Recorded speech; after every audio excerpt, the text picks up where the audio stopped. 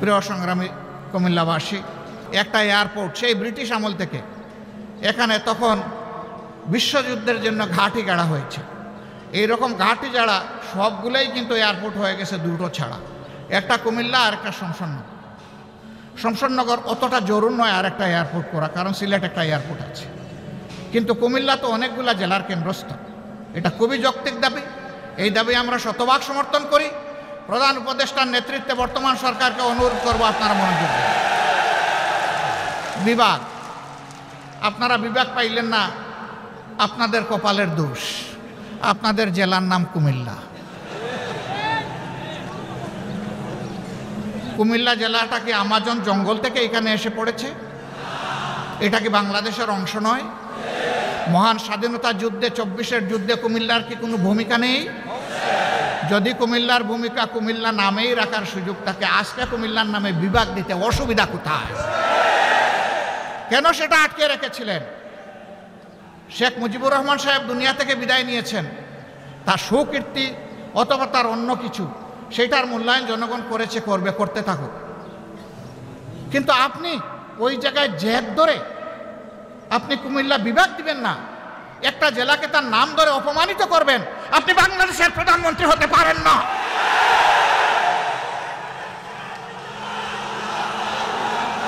বাংলাদেশের যিনি প্রধানমন্ত্রী হবেন তাকে বাংলাদেশের প্রতি ইঞ্চি জমিকে সম্মান করতে হবে।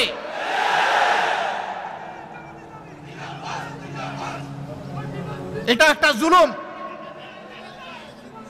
একটা এলাকার লোকদের উপর নিঃসন্দেহে এটি একটি জুলুম। অনেকগুলা জুলুমের মধ্যে এটা একটা জুলুম। আমরা বর্তমান সরকারকে অনুরোধ করব, তার তো সব কিছুই রেডি আছে, আপনারা মেহেরবানি করে তাদের এই হক পাওনাটা কুমিল্লাবাসীকে দিয়ে দেন।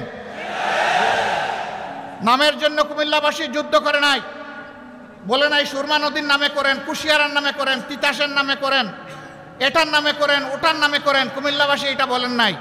কুমিল্লাবাসী বলেছে আমাদের নামেই, আমাদের পরিচয়, আমাদের বিভাগটা দিয়ে দেন। এমনকি বৃহত্তর নোয়াখালীর লোকেরাও বলেন নাই যে লক্ষ্মীপুরের নামে দেন বিভাগ, তারা বলে নাই যে আপনারা নোয়াখালীর নামে দেন, ফেনীর নামে দেন, তাও তারা বলে নাই। তাহলে তারা যদি কেউ না বলে কুমিল্লার নামে বিভাগ হবে না কেন? এ বিভাগ হওয়া উচিত। বরঞ্চ আরেকটা কারণে হওয়া উচিত যে একটা নামের প্রতি অপমান করা হয়েছে, যত তাড়াতাড়ি পারেন দিয়ে সম্মানটা ফিরিয়ে দেন। আমরা এমন একটা বাংলাদেশ গঠন করতে চাই যেই বাংলাদেশে কোনো বৈষম্য থাকবে না। আপনারা সবাই রাজি আছেন, কিন্তু আমাদের স্টেজের লোকেরা রাজি না। কারণ আপনারা নিচে বসে আছেন সাধারণ চেয়ারে, ওনারা দামি চেয়ারে এখানে বসে আছে। তার মাঝে আবার তিনটা দেখেন ডিস্টিংগুইশড, ওইটার হাইট আরও বেশি। আইসা দেখি যে এই তিনটাতে আবার বিছানো আছে, কি বলে জানি, টাওয়াল দেওয়া আছে। তো আমি বৈষম্য বেশি দূর করতে পারি নাই, প্রথমে আমার টাওয়ালটা ফেলে দিছি। আগামীতে এই ধরনের কোনো আয়োজন হলে সকল চেয়ার সমান থাকবে ইনশাআল্লাহ। যে চেয়ার নিচে থাকবে, দেখার স্বার্থে যদি একটা স্টেজ লাগে তাইলে সেই চেয়ারটাই উপরে থাকবে ইনশাআল্লাহ। আপনারা সবাই রাজি আছেন? আপনারা তো রাজি থাকবেন, ওনারা রাজি কিনা? ওনারাও রাজি আছে, আলহামদুলিল্লাহ। তাইলে আমরা উভয় পক্ষ রাজি যে আমরা সকল ক্ষেত্রে বৈষম্যহীন চলবো ইনশাআল্লাহ। তবে এটা ঠিক যে যার যার রুচি মতো চলবো। যেমন আমার গায়ে একটা সদরিয়া বা একটা কোটি আছে, তাই বলে সবাইকে কোটি পরতে হবে না। ব্লেজার যার পছন্দ তিনি ব্লেজার পরবেন, শীতের দিনে সোয়েটার, গ্লাভ, চাদর যার পছন্দ তিনি তাই পরবেন। কিন্তু সামাজিক ক্ষেত্রে আমরা ইনশাআল্লাহ সমান থাকবো আল্লাহ চাইলে। দেখেন বৈষম্যের শিকার হয়ে বাইগুলো পড়তে বসছিল এইমাত্র। তো আমরা আল্লাহর দরবারে বৈষম্য থেকে পানা চাই। এখন এই বৈষম্যহীন দেশটা গড়বে কে? প্রধানমন্ত্রী হলেই আমার বাড়ি যে জায়গায় বন্যার স্রোত, উন্নয়নের স্রোত চলে যাবে সে জায়গায় সারা বাংলাদেশের সম্পদ টেনে টুনে এনে ওখানে ঢুকায় দেওয়া হবে। তাইলে বৈষম্যহীন সমাজ হবে কেমনে? যুক্তি হলো যে সাবেক আমলে আমার এলাকা ছিল বঞ্চিত, এখন অতীতের কাজা কাফারা সব আমার আদায় করতে হবে। আমরা কথা দিচ্ছি ইনশাআল্লাহ, আল্লাহ তাআলা যদি জনগণের মনে ভালোবাসা, আমাদের প্রতি সমর্থন তৈরি করে দেন, তাহলে আমরা এমন বাংলাদেশ গড়ব যেই বাংলাদেশে প্রধানমন্ত্রীর জেলার আগে অন্য জেলাকে আগে চোখ দিয়ে দেখা হবে ইনশাআল্লাহ। তবে প্রধানমন্ত্রীর জেলাও বঞ্চিত হবে না, তারাও তাদের ন্যায্য অংশ পাবে ইনশাআল্লাহ। কারণ প্রধানমন্ত্রী হওয়ার কারণে ওই জেলাকেও বঞ্চিত করার কোনো অধিকার নাই। কিন্তু রাজার হস্ত করে সমস্ত কাঙ্গালের দুন চুরি, ওই চুরি করতে দেব না আমরা কাউকে। যদি আল্লাহ তাআলা আমাদেরকে এই সুযোগ দেন, আল্লাহ ভালো জানেন, প্রিয় জনগণ তারা বিবেচনায় নেবেন। যদি সুযোগ দেন তাহলে ইনশাআল্লাহ আমরা কথা দিচ্ছি যে আমরা দুর্নীতি করব না, দুর্নীতি হতে দেব না। বলবেন তার কি কোনো প্রমাণ আছে? একটু আছে তো ভাই। 2001 থেকে 6 সাল জামাতে ইসলামের যে দেশপ্রেমিক নেতৃবৃন্দকে খুন করা হয়েছে বিচারিক আদালতে, তারা তো 3 মন্ত্রণালয়ের দায়িত্ব পালন করেছেন। বলেন বাংলাদেশের কেউ কোনো দুশ্মনও আমাদের তাদের হাতে একটু দুর্নীতির গন্ধ লাগাইতে পেরেছে? পারে নাই। কেন? একটাই কারণ, তারা আল্লাহকে ভয় করে।